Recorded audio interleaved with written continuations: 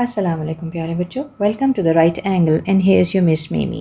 Grade 11 FSC Pre-Medical, Chapter 15 Ecology and topic is the water cycle. Another name of water cycle is hydrological cycle. Major reservoirs and solar energy. The oceanic reservoir. अब जब आप पानी का नाम लेते हैं तो आप ओशन का, रिवर, लेक, स्ट्रीम्स का नाम लेते हैं. तो बेसिक जो बड़ा reservoir है that is known as the oceanic reservoir.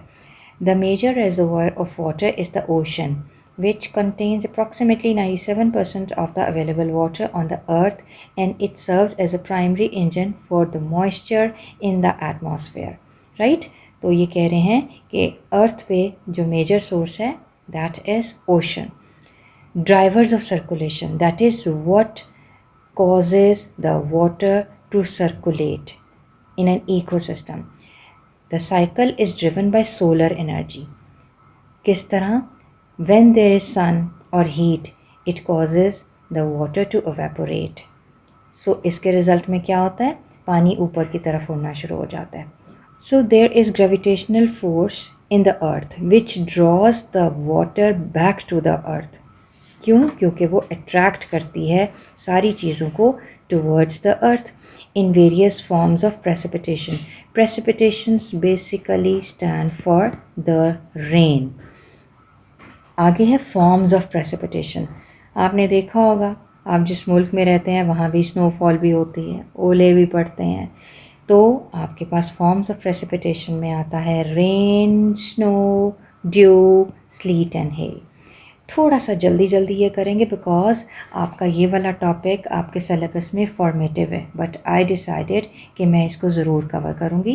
कभी कभी आपका कोई भी ऐसी चीज़ हो सकती है जो ऑब्जेक्टिव में आ जाए. First of all rain, snow, due, slit and hell. अच्छा, इसको हम कैसे डिफ़ाइन करेंगे?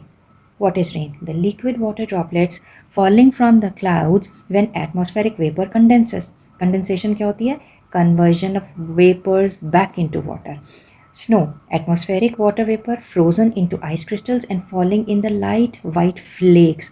Snow बहुत हल्की होती है, इसको हम white flakes कहते हैं.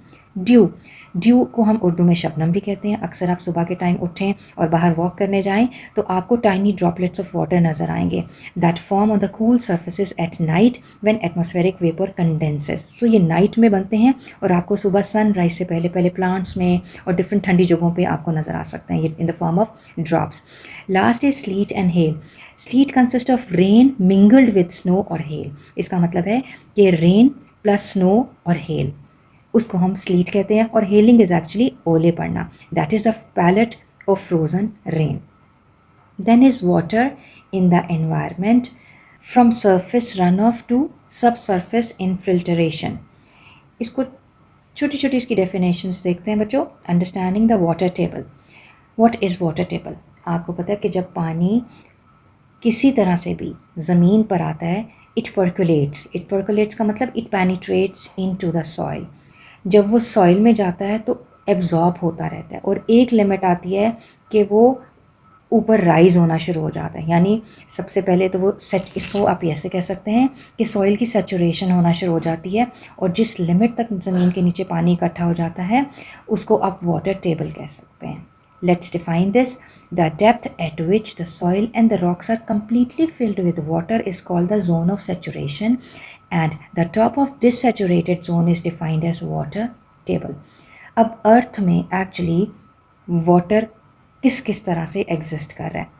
वाटर विद इन द बेसन्स, दो तरह के रास्ते हैं, एक इन द फॉर्म ऑफ बेसन्स, एक इन द फॉर्म ऑफ चैनल्स.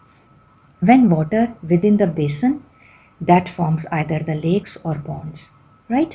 और जब water with in the channel उसको आप कहेंगे दैट फॉर्म्स द स्ट्रीम्स और रिवर्स. ओके, ये डिफरेंस है. ये मैंने एक छोटा सा फ्लो चार्ट बनाया ताकि आपको याद हो जाए कि अर्थ में actually water is in the form of basins and channels.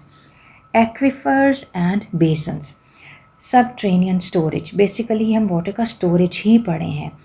कभी कभी ऐसा होता है, आपने देखे हैं रिवर्स हैं, स्ट्रीम्स हैं, लेक्स हैं, पॉन्ड्स तो स्टैगनेंट पानी को या खड़े पानी को कहते हैं.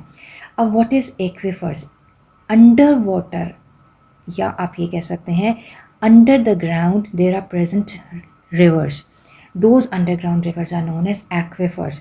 That is, the groundwater does not just sit still. It resides in basins or channels and moves as underground rivers. That is known as aquifers. Water in the living bodies.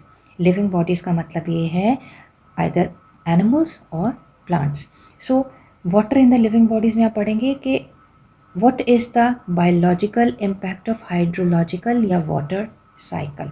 वो water cycle जो है वो animal life और plant life पे किस तरह से effect होती है. तो ये आपको एक फ्लो चार्ट मिलेगा. When you talk about the animals, they first of all take water into their bodies, either by eating different fruits or vegetables or different things, because everything contains water, or drink water. And they release water into the environment in the form of feces or in the form of, आप इसको बोलेंगे urine, right? These are the two ways. ये हो गया animals का. अब दूसरी तरफ आप अगर प्लांट्स देखें तो plants take water for the process of photosynthesis. That is, आप इक्वेशन अगर रिकॉल करें तो आप कहते हैं CO2 प्लस H2O. तो ये वाटर यूज़ हो रहा है for the process of photosynthesis. और ये रिलीज़ कैसे करता है? Respiration and transpiration. In short, what is respiration? आप फोटोसिंथेसिस को उल्टा कर दोगे, दैट इज़, उसमें क्या होता है? Water is released. If you again recall the definition of photosynthesis, let me write CO2 plus H2O gives C6H12 and O6 plus 6O2. Right? इसको हम ना रिवर्सिबल फॉर्म में शो करते हैं. That is this form. ये है जी photosynthesis. अगर आपका रिएक्शन इस डायरेक्शन में जाएगा तो that is photosynthesis. That takes place during the day time in the presence of sunlight.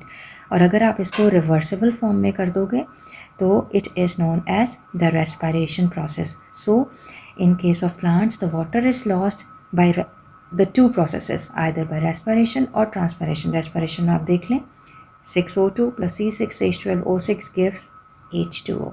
This is the loss of water. और ट्रांसपायरेशन को अगर आप डिफाइन करें, that is the loss of water from the aerial parts of the plant, specially leaves.